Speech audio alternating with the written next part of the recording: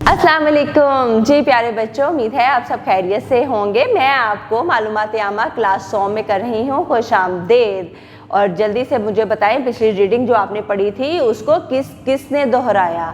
सबने दोहराया, शाबाश जी। और अब बताएं कि वो रीडिंग किस चीज़ के बारे में थी? बिल्कुल, वो रीडिंग थी हमारे कौमी शायर अल्लामा मोहम्मद इकबाल के बारे में।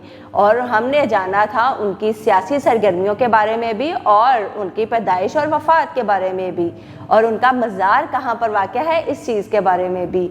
और आज करेंगे हम उसी सबक की मशक को हल। देखते हैं इस मशक में हमारे लिए क्या कुछ है।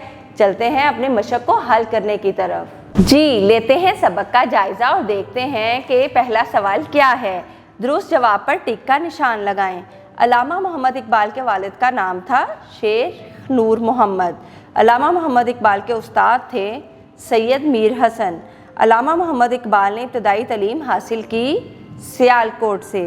अल्लामा मोहम्मद इकबाल को शौक़ था शेर व शायरी का। अल्लामा मोहम्मद इकबाल पेशे के एतबार से थे वकील। जी हाँ, अब करते हैं खाली जगह पर। अल्लामा मोहम्मद इकबाल ने अपनी डैश के ज़रिए से मुसलमानों में आज़ादी की तड़प पैदा की, शायरी। अल्लामा मोहम्मद इकबाल ने डैश में शमूलियत इख्तियार की, मुस्लिम लीग। आला इबाद का खुतबा डैश ने पेश किया, अल्लामा इकबाल ने। अल्लामा मोहम्मद इकबाल को डैश भी कहा जाता है, शायर मशरिक। एक मकड़ा और डैश अल्लामा मोहम्मद इकबाल की मशहूर नज़म है। जी हाँ, मक्खी। अब देखते हैं कुछ ज़हनी आजमाइश के सवालात। अल्लामा मोहम्मद इकबाल ने किस मज़मून में PhD की डिग्री हासिल की? जी, फ़लसफ़े में। अल्लामा मोहम्मद इकबाल को शायरी का शौक़ कब से था? जी, ज़माना तालिबे इल्मी से। अल्लामा मोहम्मद इकबाल को मुसव्विर पाकिस्तान क्यों कहते हैं? क्योंकि उन्होंने पाकिस्तान का तसव्वुर पेश किया था, यानी मुसलमानों के लिए उनकी ख्वाहिश थी कि अलग वतन बनाया जाए। अल्लामा मोहम्मद इकबाल ने वतन वापस आकर कौन सा पेशा इख्तियार किया? वकालत का। अल्लामा मोहम्मद इकबाल शुरू से ही किस नज़रिए के हामी थे? दो कौमी नज़रिए के, यानी मुसलमान और हिंदू दो अलग कौमें हैं और वो एक जगह पर नहीं रह सकती। अब करते हैं मालूमात की जांच। खुतबा आला इबाद में अल्लामा मोहम्मद इकबाल ने क्या तसव्वुर पेश किया था? जी, अलग वतन का तसव्वुर पेश किया था। अल्लामा मोहम्मद इकबाल मुसलमानों को किस रूप में देखना चाहते थे?